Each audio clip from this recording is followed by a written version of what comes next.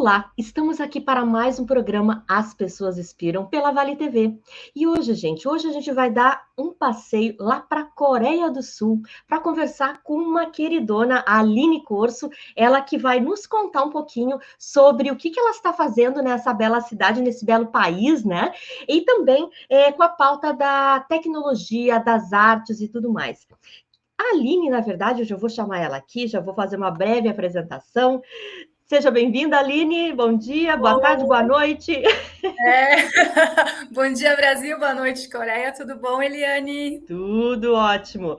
Enfim, a Aline, na verdade, ela é doutoranda em Ciências da Comunicação na linha de pesquisa de mídia e processos audiovisuais pela Unicinos, né? Ela foi minha colega também aqui na Fevale, sendo mestra em processos e manifestações culturais, e também tem bacharelado em tecnologias digitais pela UX.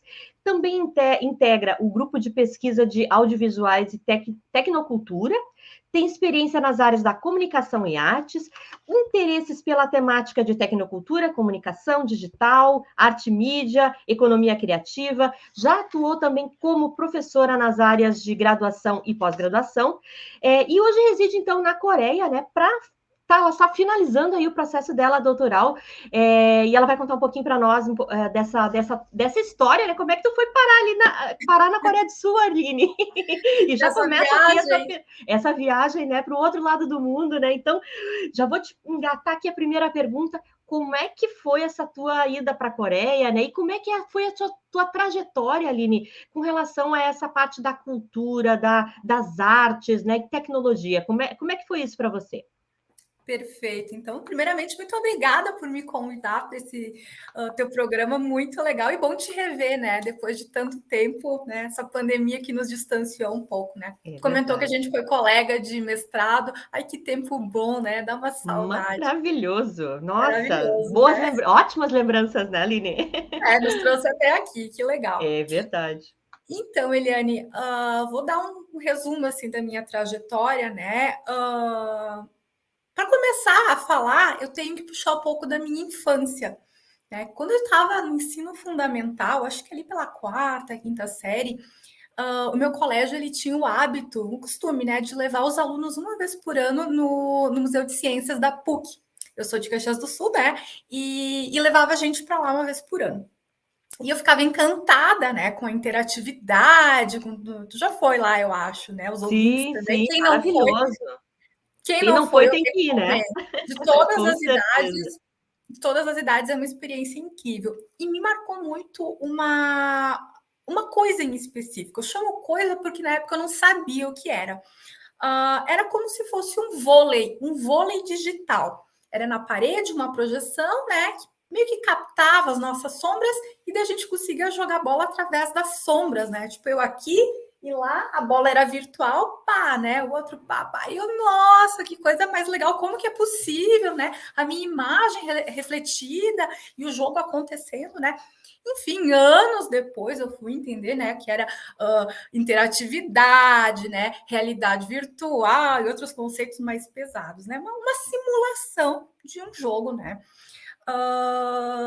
Então, né, sempre isso ficou me inquietando. Eu tive vontade de fazer cinema, enfim, né?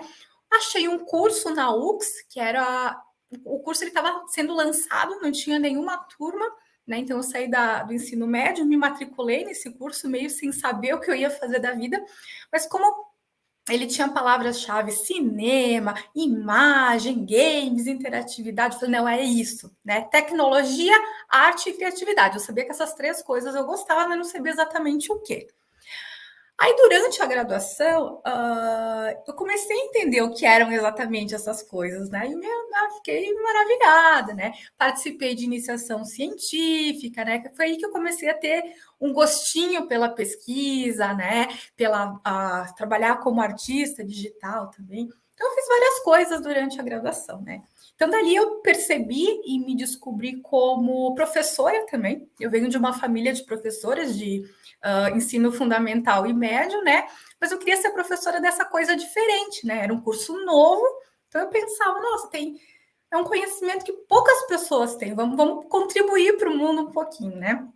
Aí me especializei, engatei o mestrado, né, onde eu foquei a relação entre o corpo e as tecnologias. Veja só, né, bem do que eu tinha visto naquele vôlei na PUC, né, era corpo com a tecnologia, né. Eu estudei os computadores vestíveis, uma outra aplicação, né, de corpo tecnológico, né, e as coisas vão amadurecendo até que eu cheguei no doutorado, né? E eu resolvi, olha só que interessante, da graduação passa para o mestrado e chega num doutorado. No doutorado eu estou pesquisando um artista que me fez me apaixonar por essa questão da arte digital, né? O nome do artista é Namjoon Paik, é um artista coreano, né?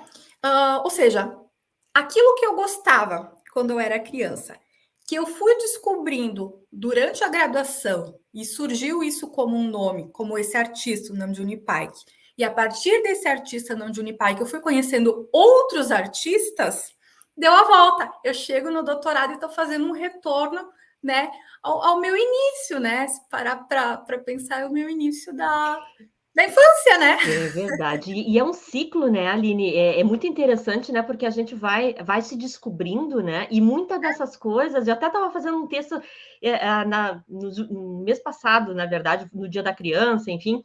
E aí e eu estava me perguntando, né, como essas coisas de infância, elas nos trazem para esse mundo adulto, né? E nos compõem como esse eu adulto, né? E eu acho que é super Uhum. legal aí tu resgatares isso, né? Para Isso. descobrir a essência, né, Aline? Que eu acho que é super Essência, legal. né? E eu fico muito feliz com isso, né? Até chegar a dizer o porquê que eu estou na Coreia do Sul, tem que contextualizar tudo isso. Eu fico muito feliz, né, de conseguir dar o nome aos bois hoje em dia, né? É, Aquela coisa que eu gostava e me inquietava, compreender o que é isso.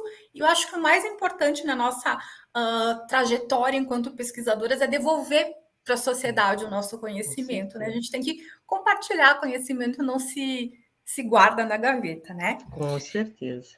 Enfim, o que aconteceu? Eu já conhecia a Coreia do Sul, eu tinha vindo como turista no passado, né? Mas agora foi uma coisa totalmente inesperada de vir para cá e foi uma coisa que a gente teve que decidir em dias. Eu, meu marido e minha família, né? O meu marido ele foi transferido a trabalho, né? Ele está fazendo um projeto específico aqui na Coreia do Sul. Né? A gente vai retornar em breve. E a gente decidiu, né? Precisava decidir, foi nem lembro quantos dias, foi muito rápido, não deu tempo de avisar as pessoas direito. A gente pegou e veio, né? E olha que interessante, eu não tinha planejado vir para cá, eu tô ainda pesquisando esse artista coreano, então tá aqui nesse solo onde tudo começou, né, com esse artista, eu, né, toda essa relação, é uma grata surpresa, sabe? Nem se eu tivesse feito o melhor dos planejamentos, isso seria possível. E aconteceu. Então, estou aproveitando essa oportunidade, né, que me foi dada para. Na verdade, eu já cursei todas as. Né, quem faz doutorado, né? A gente tem que fazer disciplinas, uma série de requisitos, e depois o texto, né? Eu já tinha cumprido, né? Tudo que eu precisava, eu estou só na fase de escrita mesmo, que poderia estar escrevendo na minha casa, seja lá onde, e deu que eu estou aqui. Né? Então, eu consigo ir nos museus, ver as obras dele, acesso à bibliografia, conversar com pessoas, né? Então, eu noto muito que, enquanto eu estava escrevendo sobre ele no Brasil, a pesquisa tinha um caminho. Agora, a Mudou gigante. geral. Que Nossa, assim, legal. Mas é a experiência do estar, né? Do estar aí, exato. de estar conversando com as pessoas, né, Aline? E eu vou te É. perguntar, Aline, aqui uma outra coisa. Essa tua ida para a Coreia, né? Me conta um pouquinho para quem está nos ouvindo aqui, que não conhece a Coreia. O que te mais te chama a atenção aí do povo, pensando assim em cultura, né? Nós que estudamos cultura, Uhum, né? Traz aí um pouquinho da tua experiência antes da gente falar sobre a tua tese. perfeito. Então, novamente, infância, né? A Ásia é um local que sempre me chamou a atenção, né? Desde pequena, né? Eu gostava de assistir desenho japonês, música japonesa, então a Coreia, para mim, era uma coisa meio distante ainda, né? Eu tô com 35 anos, A Coreia, a gente pode dizer que ela não está aberta para o mundo faz muito tempo, diferente do Japão, né, que se abriu um pouquinho antes, né? Mas esse ar de mistério que se tem com o Oriente, né, muito diferente do Ocidente, as coisas que a gente ouve falar, então sempre foi algo de minha curiosidade. Então, com o passar do tempo, né, estudando cultura, né, posso dizer, tem como a gente ter uma cultura preferida? Acho é complicado a gente falar isso, né, Eli? Mas, assim, uma que me brilha mais os olhos, né, é a cultura japonesa e coreana, né? Então, eu passei a descobrir a Coreia também por causa desse meu artista, principalmente por causa desse artista que eu estou pesquisando, Nam June Paik, né? Só que, assim, uma coisa é a gente pesquisar na internet, a gente ver livros, conhecer pessoas, mas outra é estar no local como turista, como eu já estive, e outra ainda é a gente estar residindo no local. É totalmente diferente. O que eu sempre ouvia falar, né, estando no Brasil? Os orientais são pessoas mais reservadas, mais fechadas, né? Já ouvia falar também algumas coisas, não gosto muito de estrangeiros, né? A minha experiência foi contrária, né? Muito receptivos os meus vizinhos, pessoas que eu precisei.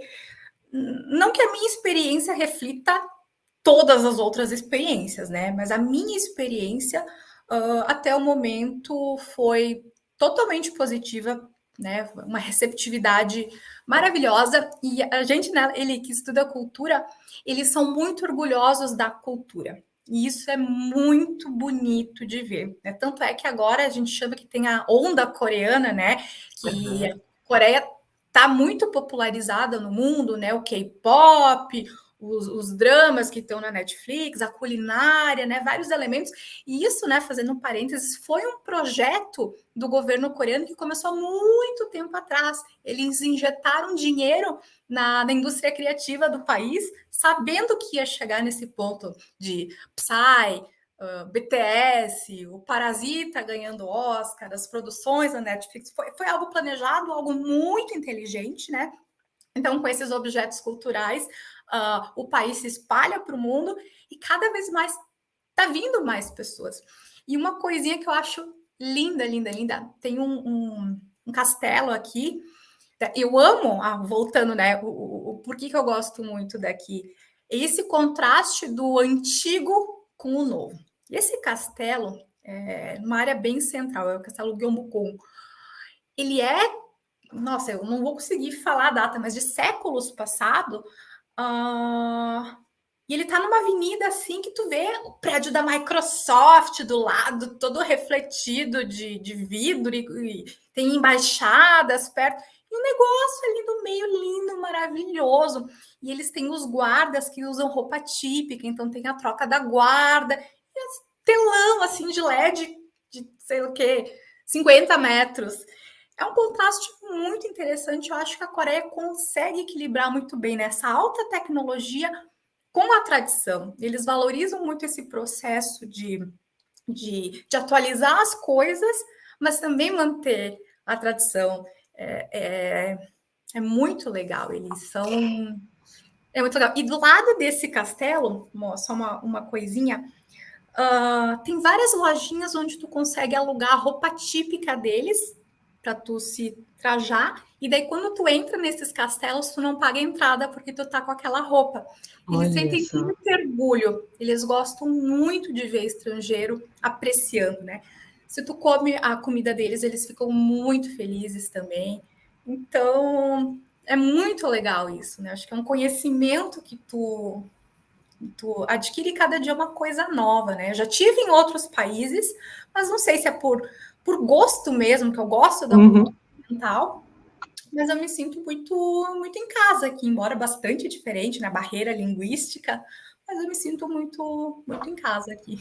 Que legal! Eu, desde pequena, vou contar uma curiosidade também, eu sempre fui apaixonada pelo Japão. Não sei se é porque quando eu era pequena, meus olhos ainda são meio puxadinhos, e as É, pessoas diziam assim: ai, mas tu não é japonesa, parece japonesa. E aí eu acho que isso aí me encantou também para saber um pouco mais, né? Ainda não conheço a Ásia, mas bem, quero, com certeza, tem que dar uma passada por aí para entender, né, um pouco mais dessa cultura, né? Mas é. olha só, Aline, tu falaste uma coisa super legal que eu comecei a pesquisar um pouquinho sobre o artista que tu estás fazendo a tese, né? Que é o Nam June Paik, né? O Nam, Isso. ele traz muito essa questão da mistura da tradição com a tecnologia, que me parece que é uma cultura, né? Do É. próprio país, de fazer essa mistura. Conta um pouquinho para nós, por que tu escolheu ele, o que te chamou a atenção, né? Para inspirar o teu trabalho de tese? Uhum. Então, a minha entrada na tese, na verdade, foi com outro projeto, né, que era um desdobramento da minha dissertação de mestrado, né, mas já no primeiro semestre eu vi que realmente o que me inquietava eram algumas questões relativas à arte e tecnologia, que usar, né, explorar esse artista me trariam respostas melhores, né. Então, assim, no início da pesquisa, eu vi que no Brasil não existem pesquisadores que abordam ele em nenhuma área do conhecimento. Existem citações, né, a respeito dele. Ele é conhecido como o pai da videoarte. No âmbito da imagem, ele é uma figura muito importante, mas específico sobre ele não tem, né, a nível Brasil. E muito menos com a angulação de pesquisa que eu estou fazendo, que é na área da tecnocultura audiovisual, né? O que, que eu quero, onde que eu quero chegar com essa tese, né? É complicado a gente perguntar, né? Explica a tua tese. Já passou por isso, né? Né? Chegar numa frase, né? Minha tese é. Mas eu faço vários movimentos na minha tese e onde eu acredito o seguinte: muitas pessoas não conhecem o Namjoon Paik, mas eu tenho a hipótese que a cultura, ou melhor, a tecnocultura contemporânea, ela tem um quê de, chamaria assim, uma paicabilidade, né? A gente, elementos tecnoculturais, né, carregam traços, ou, né, academicamente falando, devires do Namjoon Paik. O Namjoon Paik, ele é um artista que já faleceu, ele morreu em 2006, mas ele continua vivendo, durando, influenciando muitas outras coisas. Por exemplo, a gente está aqui, né, falando nessas telas, que vai ser transmitido por outras telas. Ele era o artista das telas, né? Ele começou com a televisão, que na época a televisão era o máximo de tecnologia que tinha, né? Então ele traz uma série de obras e reflexões que, no final das contas, daria para dizer que, de alguma forma, ele antecipou a internet, as salas de bate-papo, redes sociais, filtros que hoje em dia todo mundo usa, os TikToks da vida, a MTV, né? Poderia, a edição de imagem, os efeitos especiais do cinema, é uma lista de coisas que eu agora na tese estou explorando, muita coisa que tem essa marca do Namjoon Paik, né? A gente sabe, né, que muitas coisas que a gente consome hoje em dia vem da arte, né, vem da moda enquanto conceito, né, e se materializa nesses produtos, né, no caso, produtos midiáticos ou outras obras de arte, né. Na minha linha de pesquisa, a gente utiliza muito o termo atualizar, ou seja, o Namjoon Paik, ele se atualiza em outras coisas, né? Então, é isso, né? Eu estou chamando de audiovisualidades paikianas, né? Que mesmo sem conhecer, ó, botar o olho e falar isso é Namjoon Paik, eu consigo, né, ver coisas e falar isso é Namjoon Paik. Mas parece que as pessoas, por mais que não conheçam ele, eu não sei se quando tu foi pesquisar ele te pareceu um pouco familiar o que tu tava vendo, sabe? E tem algo, sabe, na nossa cultura. Eu achei interessante essa mescla que ele faz, né, com esses artefatos que nem tu falaste da TV, me chamou muito a atenção essa questão, acho que foi um dos primeiras obras que ele fez, que ele usou a TV, então ali eu disse, cara, olha só que interessante, né, essa mescla, essas coisas que parece que não estão nos seus devidos lugares, é uma coisa meio fora, assim, né, sai um pouco da caixa, enfim, então me puxou dentro dessa linha, assim. Realmente, por exemplo, hackear coisas, não no sentido ruim, sabe? Mas dar uma nova funcionalidade para as outras coisas, a gambiarra em si, né? Ele explorava muito coisas que são consideradas descartadas, né? Por exemplo, as televisões, os fios, né? O ateliê dele, na verdade, parecia uma oficina, né? Que ele provocava muito também, desconstruía muita coisa. Pensa, nos anos 60 isso, né? Ele pegou, por exemplo, um piano numa nas primeiras exposições, né? Qual que é o objetivo de um piano? É tocar uma música, né? Com aquela estrutura. E ele colocava, ele mexia no piano, ele tirava a função do piano fazer música, né? O que é Ele isso? trazia outro contexto, né, Aline? Eu acho que é super interessante. Daí tu enxerga esse mesmo artefato, esse mesmo objeto num contexto diferente que tem outro sentido, acho que gera um sentido distinto, Exato. né? Isso, né? Que o papel da arte a gente sabe, né? É questionar, é provocar, mas ainda assim ele conseguia, além de ser esse papel de artista mesmo, ele conseguia fazer coisas para mercado, eu posso dizer, né? Ele inventou um sintetizador de áudio e vídeo, né, que pegava imagens e editava elas em tempo real, o ao vivo, e depois ele acabou vendendo esse produto para televisões norte-americanas, né? Ele ganhou muito apoio financeiro de governos que entendiam que o que ele estava fazendo era à frente do tempo dele, né? Ele fez também uma transmissão ao vivo, olha o streaming ali, né? Ali na Olha só, década de 80, que imagina. conectava vários países, né? É um universo de coisas, é muito grandioso, né?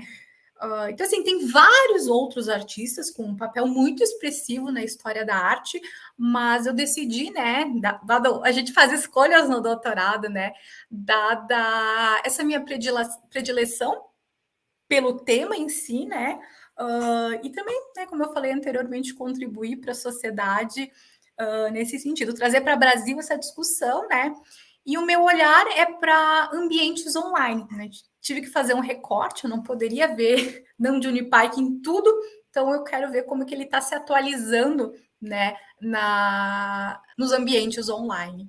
Legal, legal. E Bastante Aline, coisa. bastante coisa. Não, e a gente já está quase no final aqui do programa, né? Mas eu queria comentar contigo, Aline, ainda, né? Eu queria que tu trouxesse para as pessoas que estão nos ouvindo, assim, uma mensagem, do que tu está vivendo, dessas tuas experiências, desse teu propósito tão forte, né? De trazer a arte para o mundo, de disseminar, né? Uma cultura que não é a nossa cultura, mas que outras pessoas também possam ter acesso, né? Eu acho que muito da gente que é pesquisador, desse compartilhamento, eu percebo, principalmente na minha visão, assim, às vezes é uma falta de oportunidade das pessoas de terem acesso, né? Porque olha só o que aconteceu comigo. Se eu não te conhecesse, eu talvez nunca iria me aproximar do Nam June Paik. Eu não iria conhecer ele, né? E talvez esse insight que eu tive da forma dele trabalhar, desse jeito diferente de trazer essas obras em determinados contextos que nos desestabiliza, né? Vai contribuir em algum momento da minha trajetória profissional, né? Com certeza, né? Para eu te dar essa resposta, eu vou usar palavras do meu próprio artista, né, do Nam June Paik, né, não o conceito dele, né. Uma das obras dele se chama Participation TV, ou seja, TV participação. O que ele queria com isso, né?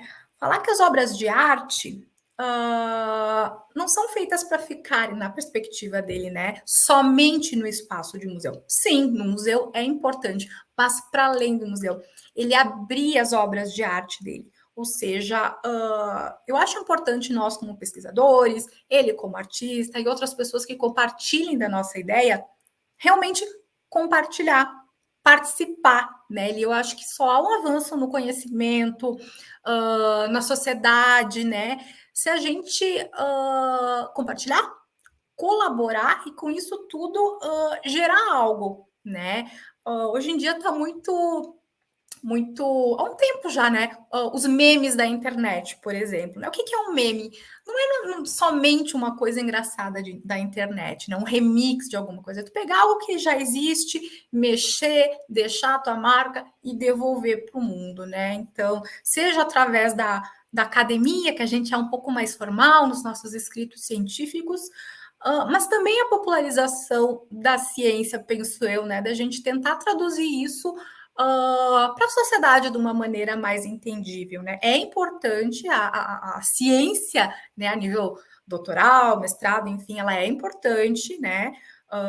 Mas também a gente tem que conversar a linguagem da população. E é um desafio, eu acho que o desafio maior é falar para a população numa linguagem acessível. Exatamente, né? Mas a gente consegue, eu acho que a gente trazendo aí, acho que isso tem um ganho muito forte. Tu falaste numa responsabilidade, talvez, nossa, de trazer isso para o mundo, né? E aí ser mais inclusivo, né? E é uma dificuldade, às vezes, de tu entrar numa linha acadêmica e depois sair dela e trazer isso para uma linguagem comum, assim, né? Então, acho que é um desafio para nós, né, como pesquisadores nesse sentido, né, Aline? Eu acho que a gente segue, voltando à palavra que eu utilizo, se atualizando nele, se atualizando sempre, né? Dando novos significados para as coisas. E eu gosto muito da palavra compartilhar, né? E também tem a inteligência coletiva, essas redes que a gente constrói, é o que é duradouro e, para mim, é o que faz a sociedade, ciência e tudo mais avançar. Muito bem. Aline, te agradeço aí de coração, né, tu ter estado aqui com a gente, compartilhar com a gente essa tua experiência maravilhosa aí na Coreia, né, e em breve, né, já teremos aí mais uma tese, com certeza aí com bastante conteúdo, né, para disseminar conhecimento aí pelo mundo, né. Muito obrigada, Aline. Obrigada. Isso, agradeço às pessoas que estão nos ouvindo pela Vale TV e espero você na próxima semana com mais um programa As Pessoas Inspiram. Bye, bye.